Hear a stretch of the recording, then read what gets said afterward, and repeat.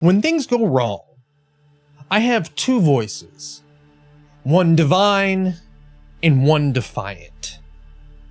God versus myself. Now, to abandon control of your life to God can be hard to do.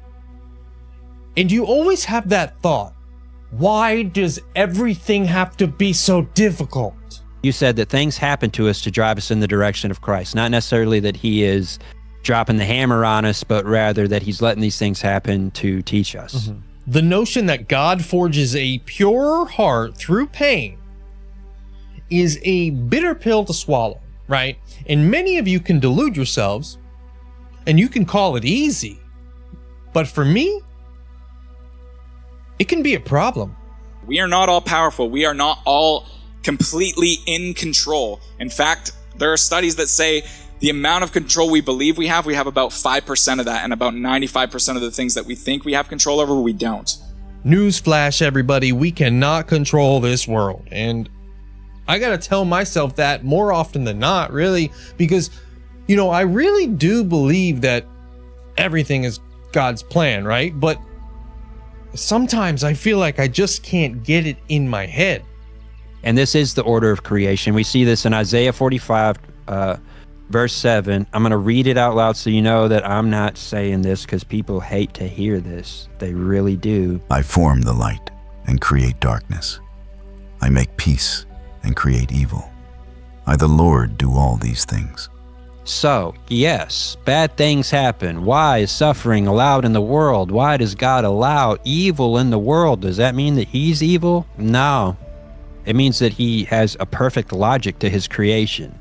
And he knows how swords are forged because that whole concept was derived from him to begin with, because there's not a concept that's not derived from him. It's all his creation, right? God is all powerful. And he does kind of keep a theme going in the Bible, and some say it started way back in Genesis, the beginning of time itself. God created the darkness, formed the light in it, then divided the light from it. It's right there in Genesis 1, verse 2. And the earth was without form and void, and darkness was upon the face of the deep. And the Spirit of God moved upon the face of the waters. And God said, Let there be light. And there was light. And God saw the light, that it was good. And God divided the light from the darkness. Well, that's pretty interesting, right? Was God just speaking about night and day, or did he foreshadow a concept that would eventually show itself multiple times in the Bible? Your suffering's normal. Suffering is normal. We live in a broken world. It's normal for you to suffer. Don't feel like it's abnormal. It is normal. And actually, things that are going on in your life are God's will, and they have to pass through his loving hands before they ever get to you. Don't think, oh man, I must be out of the will of God because all this bad stuff's happening to me. That is so hard to do, right? When stuff is going wrong, it is easy to fall into doubt. But don't do it, Joe. I'm speaking to myself there. So then, those who suffer according to God's will should commit themselves to their faithful Creator and continue to do good. So your life in its best moments is like a beaker or a glass that's clear, but it's not perfect.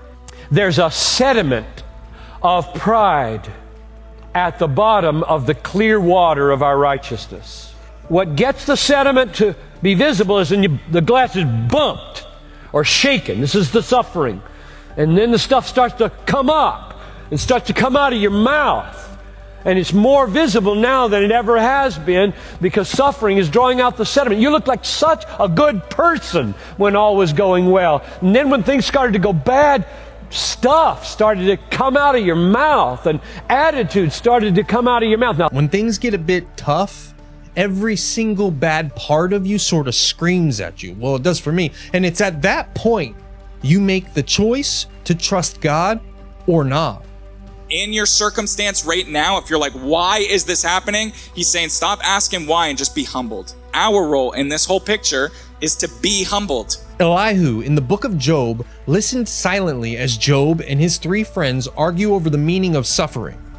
Elihu gets frustrated by their reasoning, and then he speaks.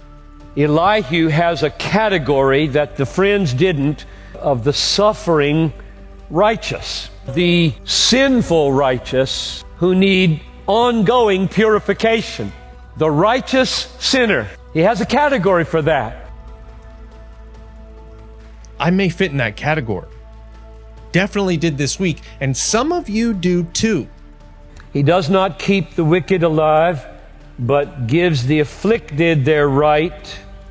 It seems like he's contrasting the wicked and the afflicted, which means, if he is, that he's got this category for righteous afflicted, because it's different from the wicked.